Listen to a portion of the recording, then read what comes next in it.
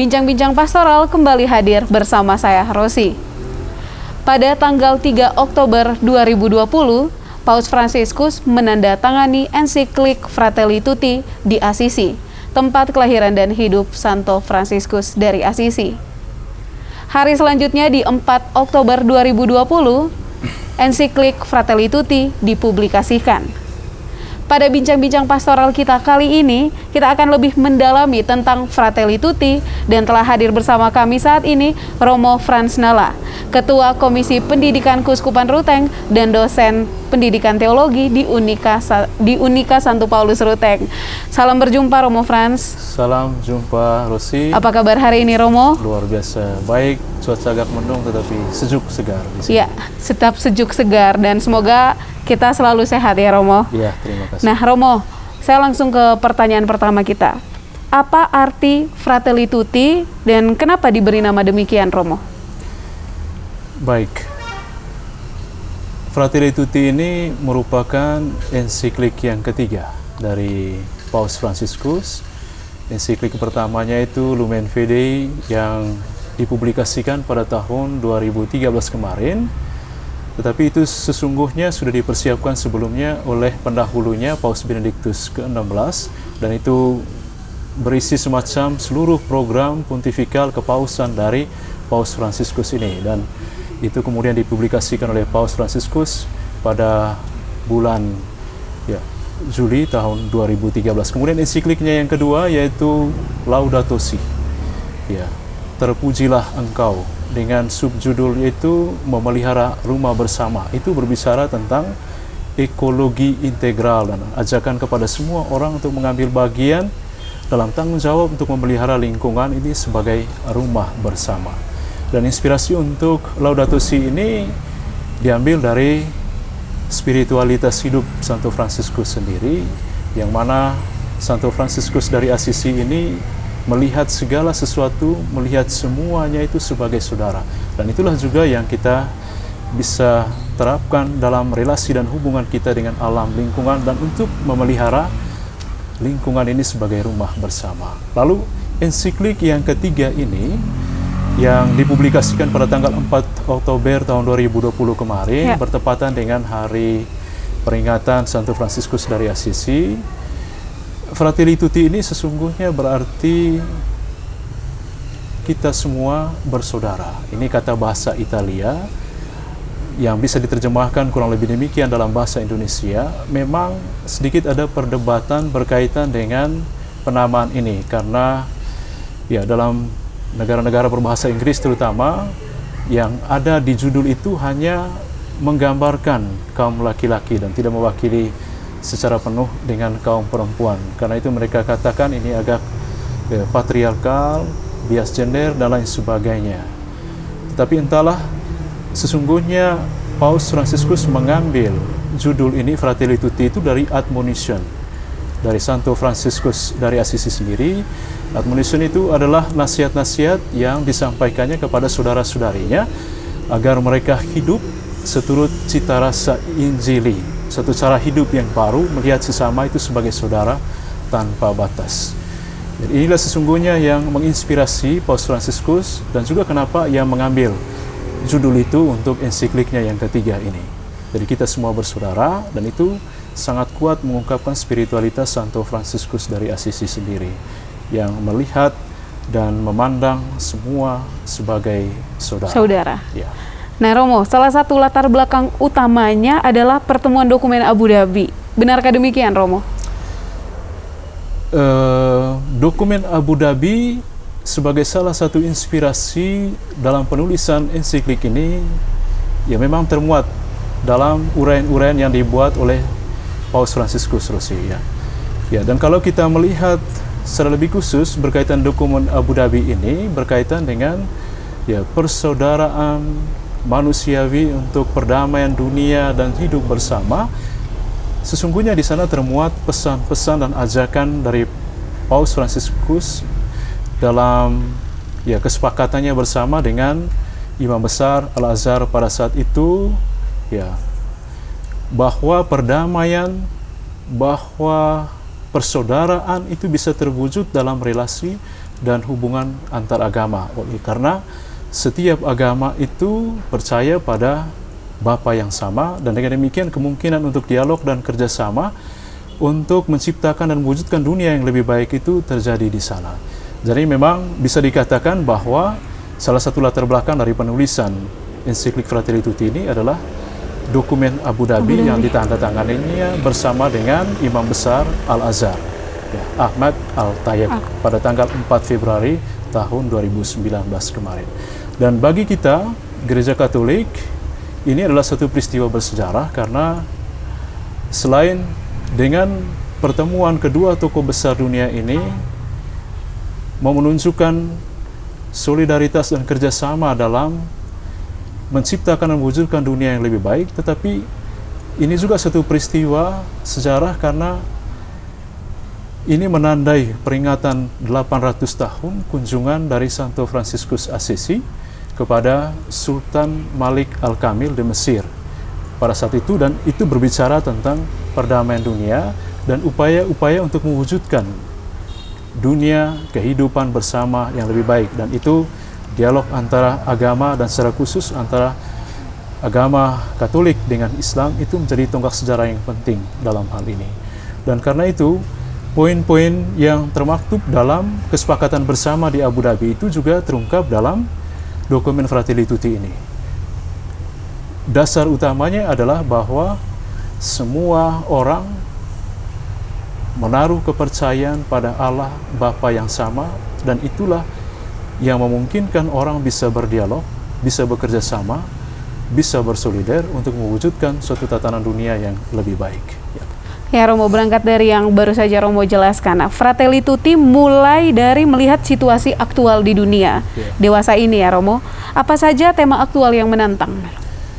Baik Rosi, tema-tema aktual yang diangkat dalam ensiklik ini sesungguhnya cukup beragam ya.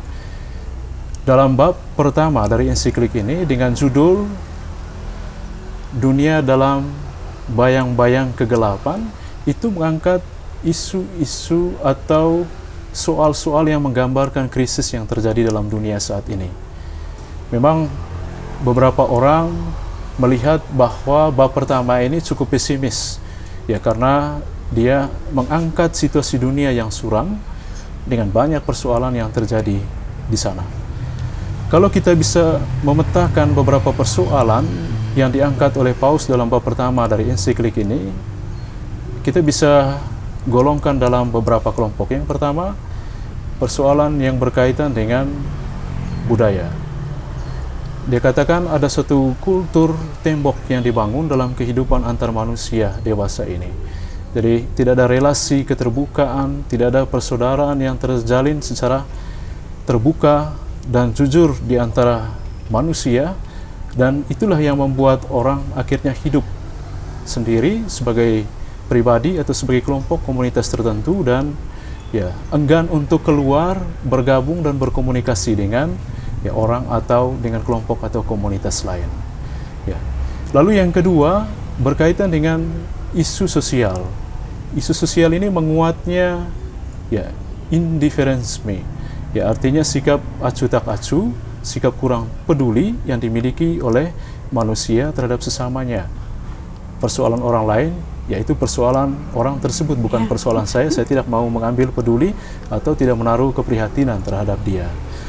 Ya, itu dilatar belakangi oleh egoisme yang menguat dalam diri setiap orang, ya, hanya mau mencari kebaikan, keuntungan, kenyamanan untuk dirinya sendiri, dan tidak mau mengambil pusing atau mengambil bagian dalam urusan atau persoalan yang dialami oleh orang lain. Ya. Lalu persoalan politik itu berkaitan dengan keadilan, kesetaraan, kesamaan hak, dan itulah yang dilihat oleh Paus Fransiskus dalam bagian pertama dari ensikliknya sebagai sesuatu yang pencang dalam kehidupan kita sekarang ini. Kita telah mendeklarasikan ya hak-hak asasi manusia 70-an tahun silam, tetapi dalam kenyataannya sampai dengan sekarang ini kita ya belum sungguh-sungguh hidup dalam suasana di mana pengakuan, penghargaan terhadap harkat dan martabat manusia itu sungguh-sungguh terjadi dan dijunjung tinggi. Lalu juga dari segi ekonomi, Dalam bagian pertama dari ensiklik ini, Paus Fransiskus berbicara terutama berkaitan dengan sistem ekonomi neoliberalisme. Sistem ekonomi ini berorientasi pada keuntungan sebesar-besarnya pada seseorang atau pada sekelompok orang dan menciptakan jurang kemiskinan yang semakin besar, baik antara orang-orang berada, orang kaya, dan juga terhadap orang-orang miskin. Dan itulah yang diangkat oleh Paus Fransiskus dalam bagian yang pertama, dan ini bagian dari situasi dunia yang diliputi oleh kesuraman yang terjadi saat ini. Dan satu persoalan khusus yang diangkatnya adalah persoalan pengangguran. Persoalan yang berkaitan dengan situasi ekonomi ini, ada banyak orang yang kehilangan pekerjaannya oleh karena mereka tidak punya akses yang sama dalam bidang-bidang ekonomi atau dalam pekerjaan dan lain sebagainya. Selain itu, soal yang diangkat juga oleh Paus Fransiskus di bab pertama dari ensikliknya ini adalah soal yang berkaitan dengan migrasi. Ada begitu banyak orang yang karena situasi ketidakamanan, peperangan yang terjadi di negaranya harus keluar dari negaranya untuk mencari perlindungan dan untuk bisa menikmati kebebasan mereka sebagai pribadi atau sebagai individu. Dan dalam hal ini Paus Fransiskus menyerukan adanya solidaritas dan persaudaraan universal agar bisa menerima orang-orang yang menjadi korban dari negara-negara mereka yang tidak aman secara politik dan pergi mencari kenyamanan, perlindungan di negara-negara lain untuk terbuka terhadap mereka-mereka ini, karena mereka ini juga adalah manusia, pribadi yang punya martabat, dan oleh karena itulah mereka juga dalam arti tertentu punya hak untuk hidup, untuk bekerja, untuk mengembangkan diri mereka di mana saja mereka berada. Ya Romo, dan memang ternyata tema-tema aktualnya dekat sekali dengan kondisi kita saat ini, mulai dari masalah sosial, ekonomi, politik, yang lebih tadi di bagian ekonomi masalah pengangguran tadi itu Romo, kemudian masalah migrasi juga.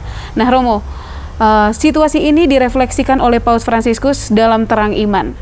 Manakah butir-butir refleksi biblis teologis yang mendasar dalam dokumen ini? Baik, Rosi, kalau kita lihat pendasaran biblis dari dokumen ensiklik Fratelli Tutti ini, kalau kita lihat dari perjanjian lamanya, dalam kitab Ayub bab 31 ayat 15 itu diungkapkan di sana bahwa semua manusia itu sama, karena diciptakan sebagai gambar dan rupa Allah sendiri. Dan inilah dasar bagi kesamaan harkat dan martabat manusia, dan inilah juga menjadi dasar untuk membangun suatu relasi kasih dan persaudaraan universal. Tetapi yang dibahas lebih banyak dan lebih dalam ensiklik ini sebagai inspirasi oleh Paus Fransiskus untuk menerangi dunia yang ada dalam situasi krisis dan kesuraman yang diangkatnya dalam bab pertama adalah dari Injil Lukas bab 10 ayat 25 sampai 37. Di sana ia mengangkat dan merefleksikan secara lebih mendalam kisah orang Samaria yang baik hati. Di sini Paus Fransiskus mau menunjukkan bahwa model bagi kita semua dalam menghadapi situasi krisis yang terjadi sekarang ini adalah sikap dari si Samaria yang baik hati itu.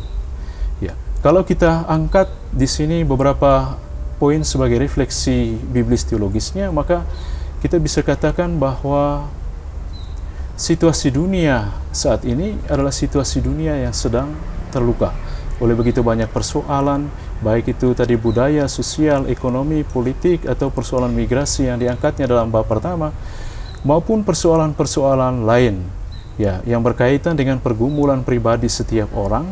Dan itulah yang dilihat oleh Paus Fransiskus sebagai bagian dari pergumulan bersama semua umat manusia, bahwa pribadi manusia, bahwa dunia ini sedang dalam situasi terluka dan semua orang dipanggil untuk mengambil bagian dalam proses pemulihan dan penyembuhannya. Karena itu kita diperhadapkan dengan dua sikap sesungguhnya di sini, yaitu sikap yang ditunjukkan oleh imam dan Levi dan sikap si Samaria yang baik hati. Sikap imam dan Levi menunjukkan kepada kita bahwa mereka melihat situasi dunia yang terluka atau sesama yang mengalami persoalan dalam kehidupan mereka, tetapi mereka tidak mau berhenti untuk menaruh perhatian dan bahkan lebih lagi untuk menolong dan membantu dia keluar dari persoalan yang dialami itu. Ya. Poin dari sikap yang pertama ini yang mau ditampilkan oleh Paus Fransiskus adalah bahwa kita sekalian hendaknya tidak terjebak dalam bahaya mengambil bagian dalam perayaan liturgi gereja, tetapi pada saat yang sama tidak terlibat dalam aksi, dalam tindakan untuk membantu dan menolong sesama yang menderita dalam kehidupan sehari-hari. Atau dalam bahasa Santo Yohanes Chrysostomus, ya, kita tidak boleh menjadi orang yang hanya mau menyembah patung Yesus yang dibungkus dengan pakaian yang rapih, tetapi mengabaikan Yesus yang telanjang di salib. Ya, ini suatu panggilan sekaligus suatu pilihan yang tidak mudah bagi setiap orang untuk mengambil bagian dalam upaya pemulihan situasi masyarakat, kehidupan sesama yang terluka, dan lebih dari itu menyembuhkannya. Dan sikap yang kedua yang menjadi inspirasi biblis teologis bagi kita adalah sikap dari si Samaria. Dia ini adalah orang yang dianggap oleh orang-orang Yahudi sebagai orang asing. Dalam arti tertentu dia ini orang kafir.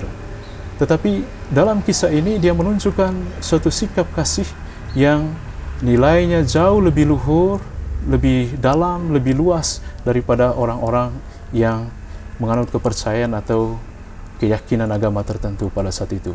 Ketika dia berjalan dan di tengah jalan ia melihat ada orang yang terluka di pinggir jalan, dia berhenti. Dia berhenti menolongnya, membawanya ke tempat tertentu untuk dirawat, dan bahkan mempercayakan dia kepada orang lain supaya dia dirawat, disembuhkan, dan dia akan berjanji kembali lagi untuk membiayai semua biaya perawatan itu kalau semuanya sudah sembuh. Ini mau menunjukkan kepada kita sekalian bahwa panggilan atau ajakan untuk mengambil bagian dalam upaya pemulihan dan penyembuhan terhadap masyarakat, pribadi yang terluka dalam kehidupan bersama, dalam kehidupan sehari-hari, tidak hanya ajakan atau panggilan kita sebagai pribadi personal, tetapi juga sebagai komunitas. Dan dalam hal ini kita perlu juga menggerakkan dan mendorong komunitas atau lembaga-lembaga lain di luar gereja misalnya untuk juga turut ambil bagian dalam upaya penyembuhan dan pemulihan situasi sosial masyarakat atau dunia yang terluka saat ini. Dan inspirasi biblis yang paling utama di sini adalah bahwa kita harus menunjukkan kasih yang melampaui batas eksistensial, batas geografis. Si Samaria ini datang dari wilayah yang lain, dianggap sebagai orang asing, tetapi justru dia menunjukkan kasih yang dalam, kasih yang luas, kasih yang tanpa batas, tidak mengenal batas-batas geografis dan budaya atau agama yang dimiliki seseorang, dan dengan hati yang tulus, dengan hati yang terbuka, dia memberi bantuan dan menolong orang yang terluka, yang terkapar di pinggir jalan itu, supaya dia bisa pulih dan sembuh dari keadaannya. Dan ini saya kira juga panggilan bagi semua anggota gereja umat beriman untuk terlibat dalam upaya pemulihan dunia ini dari rupa-rupa situasi, persoalan, keadaan terluka yang dialaminya. Nah Romo, setelah refleksi iman tadi, dokumen berakhir dengan rekomendasi pastoral. Nah, apa saja poin-poin penting yang ditandaskan Bapak Suci? Baik Rosi, berkaitan dengan rekomendasi pastoral ini, kalau kita melihat dari keseluruhan refleksi Paus Fransiskus dalam ensiklik ini, maka pertama-tama kita bisa katakan bahwa dalam karya pastoral kita sebagai agen pastoral terbaptis atau tertabis, kita perlu memiliki kemampuan discernment. Kemampuan discernment itu adalah kemampuan untuk membaca, menilai, dan melihat tanda-tanda zaman yang terjadi, dan kita melihatnya dalam terang Roh Kudus dan diinspirasikan oleh Sabda Allah sendiri. Dari sana kita akan memperoleh jalan untuk bagi kita bisa keluar dari persoalan yang ada, atau juga cara-cara untuk menangani kesulitan yang ada. berkaitan dengan ini, metode pastoral yang bisa kita angkat dari dokumen ini adalah metode melihat situasi yang ada, yang terjadi, atau tanda-tanda zaman secara lebih luas, lalu menilainya dalam terang iman, tradisi, kitab suci, dan Paus Fransiskus sangat kuat dalam hal ini, karena setelah melihat situasi krisis yang terjadi dalam dunia, dia melihatnya dalam terang sabda Allah sendiri, dalam hal ini inspirasi orang Samaria yang baik hati yang dia refleksikan secara mendalam, dan dari situ dia memutuskan untuk bertindak seperti apa. Dan dalam keputusan untuk bertindak ini, kita lihat dalam ensiklik ini pilihan terhadap orang-orang kecil, orang-orang lemah, orang-orang menderita, orang-orang yang dikucilkan, orang-orang yang dipinggirkan, itu sangat kuat. Dan yang keempat, sebagai metode pastoral adalah bertindak. Ya, tidak cukup kita melihat situasi yang ada, kita menilainya dan memutuskan. Yang tidak kalah pentingnya adalah bertindak. Dan dalam bertindak, dari inspirasi ensiklik Fratelli Tutti, kita perlu terlibat, bekerja bersama dalam semangat kasih dan solidaritas. Dan hanya dengan demikian, mimpi besar Paus Fransiskus, harapan akan dunia yang lebih baik, yang diliputi oleh kasih dan persaudaraan universal, akan sungguh-sungguh terwujud. Dan kita mulai itu sebagai suatu sikap pastoral. Dan itu kita jalankan dalam reksa pastoral kita sehari-hari. Ya, secara khusus perhatian, pilihan untuk membantu, untuk menolong orang-orang kecil, orang-orang miskin, orang-orang lemah, orang-orang yang tertindas. Ya. Nah, Romo, itu tadi adalah poin-poin penting ya dari rekomendasi pastoralnya. Ya. Nah, Romo, sekarang apa relevansi dokumen ini dengan situasi gereja Indonesia? Ya, baik, Rosi. Kalau kita melihat pertama-tama konteks Indonesia, Indonesia itu adalah bangsa yang sangat plural, bangsa yang majemuk. Ya, terdiri dari begitu banyak suku, budaya, agama, ras. Ras dan keyakinan yang lainnya. Dan ajakan Paus Fransiskus untuk menghidupi persaudaraan dan persahabatan sosial, saya kira sangat relevan untuk konteks Indonesia. Paling kurang kita bisa melihatnya dalam 3 hal. Yang pertama, dari ensiklik Fratelli Tutti ini, kita sekalian sebagai bangsa Indonesia diajak untuk membangun suatu komunitas peradaban kasih. Ya, komunitas peradaban kasih itu dibangun atas dasar kesetiakawanan, sikap saling menolong, sikap saling mendukung, sikap saling menghargai dalam kehidupan sehari-hari. Dan ini sangat penting karena kalau kita tidak menghidupi peradaban kasih ini, maka sebagai bangsa yang majemuk, sebagai masyarakat yang plural, kita akan susah untuk hidup bersama secara berdampingan atau koeksistensi dalam bahasa dokumen Dubai yang ditandatangani oleh Paus Fransiskus bersama dengan Imam Besar Al-Azhar pada 4 Februari tahun 2019 kemarin. Lalu yang kedua, untuk konteks Indonesia, pentingnya membangun budaya perjumpaan. Paus Fransiskus dalam ensiklik Fratelli Tutti ini mengajak semua orang untuk hidup dalam budaya perjumpaan ini. Meninggalkan budaya tembok, yang mana orang hidup dalam komunitasnya sendiri, dalam ghetto kelompoknya masing-masing dan seterusnya, dan ini akan menimbulkan ketakutan terhadap orang lain di luar kita.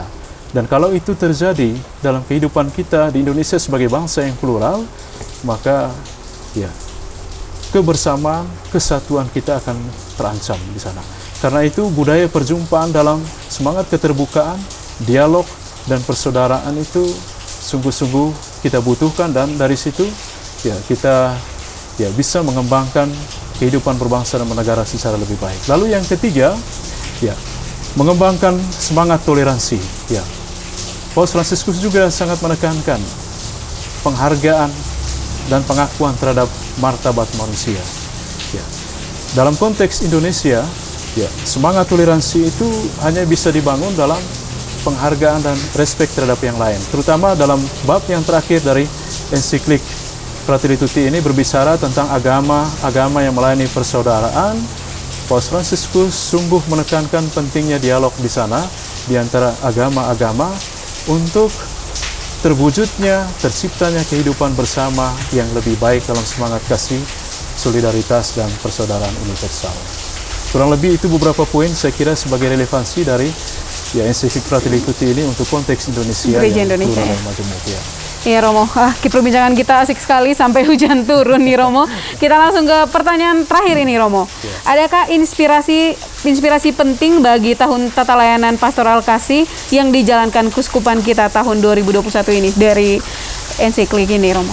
Ya, tentu saja Rosi. Ya, sebagaimana kita sudah lihat dan bicarakan bersama bahwa ensiklik Fratelli Tutti ini dia berbicara secara khusus tentang persaudaraan dan persahabatan sosial.